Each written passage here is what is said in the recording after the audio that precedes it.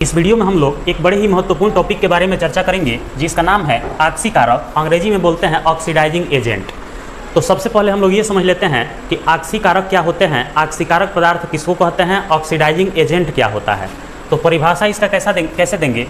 ऑक्सीकारक वह पदार्थ है जो रासायनिक अभिक्रिया में दूसरे पदार्थ का ऑक्सीकरण करता है और स्वयं अपचयित हो जाता है। इसका मतलब ये हुआ कि जब भी कोई रासायनिक अभिक्रिया होती है तो उस अभिक्रिया में अगर कोई पदार्थ किसी अन्य पदार्थ को अपचयित करता है, माने ऑक्सीकृत करता है, तो उसी को हम लोग क्या कहते हैं, ऑक्सीकारक कहते हैं।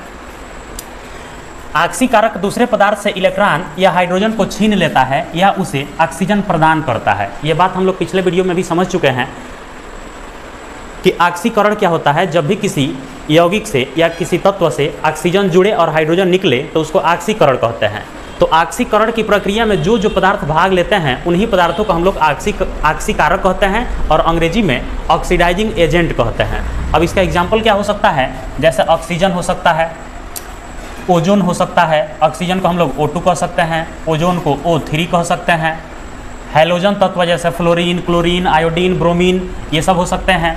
क्लोरीन के लिए Cl हो जाएगा, ब्रोमीन के लिए Br हो जाएगा, पोटेशियम परमैंगनेट के लिए KMnO4 हो जाएगा, पोटेशियम डाइक्रोमेट के लिए K2Cr2O7 हो जाएगा, K2Cr2O7, हाइड्रोजन पेरोक्साइड हो जाएगा। तो इस तरह से ये जितने भी यौगिक आपको दिख रहे हैं ये सब के सब क्या हैं, ऑक्सीकारक हैं। ये सभी जितने भी यौगिक आपको दिख रहे हैं ये सब क्या हैं, ऑक्सीकारक के एग्जाम्पल हैं, ऑक्सीकारक के उदाहरण हैं।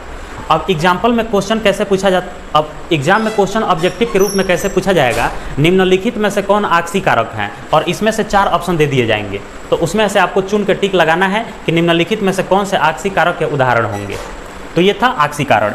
एक बात नोट में बताया गया है, जो पदार्थ इलेक्ट्रॉन ग्रहण कर सकते हैं उन्हें ऑक्सीकारक कहते हैं। अगर शॉर्टकट में समझना होगा तो हम लोग ये कह सकते हैं कि जो पदार्थ इलेक्ट्रॉन को ग्रहण करते हैं, जो पदार्थ क्या करते हैं, इलेक्ट्रॉन को ग्रहण करते हैं, उन पदार्थों को हम लोग क्या कहते हैं, ऑक्सीकारक कहते हैं और इंग्लिश में ऑक्सीडाइजिंग एजेंट कहते हैं। अगला टॉपिक हम लोग समझते हैं, अवकारक क्या होता है, रिड्यूसिंग एजेंट क्या होता है। अभी जो हम लोग समझ रहे थे वो क्या था, ऑक्सीकारक था, लेकिन अब जो समझ रहे हैं ये क्या है, अवकारक है। तो अवकारक क्या होता है समझ लीजिए। अवकारक जिसे अपचायक भी कहा जाता है, अवकारक को हम लोग एक और नाम से जान सकते हैं जिसका नाम क्या है, अपचायक। क्या कह सकते हैं, अपचायक। और जो इसके पहले पढ़ रहे थे ऑक्सीकारक तो उसको हम लोग कह सकते हैं उपचायक। अभी इधर जो पढ़ रहे थे ऑक्सीकारक तो इसको हम लोग क्या कह सकते हैं, उपचायक। उपचायक इसका दूसरा नाम हो जाएगा उपचायक।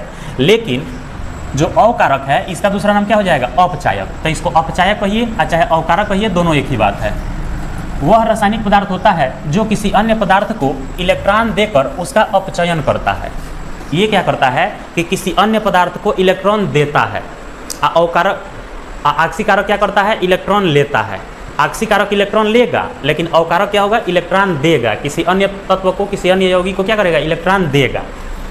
जैसे हाइड्रोजन, कार्बन मोनोऑक्साइड, क्षार धातुएं, सल्फाइड यौगिक, ये सब जितने एग्जाम्पल आपको दिख रहे हैं ये सब के सब अवकारक हैं, ऑक्सीकारक नहीं है।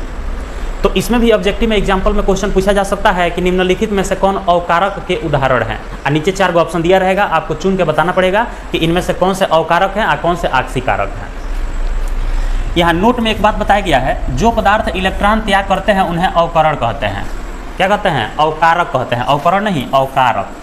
अवकारक, अवकारक कहते हैं। किसको अवकारक कहते हैं, जो पदार्थ इलेक्ट्रॉन का त्याग करते हैं, माने जो पदार्थ इलेक्ट्रॉन देते हैं, किसी अन्य तत्व को इलेक्ट्रॉन देंगे तो उनको क्या कहेंगे, अवकारक कहते हैं।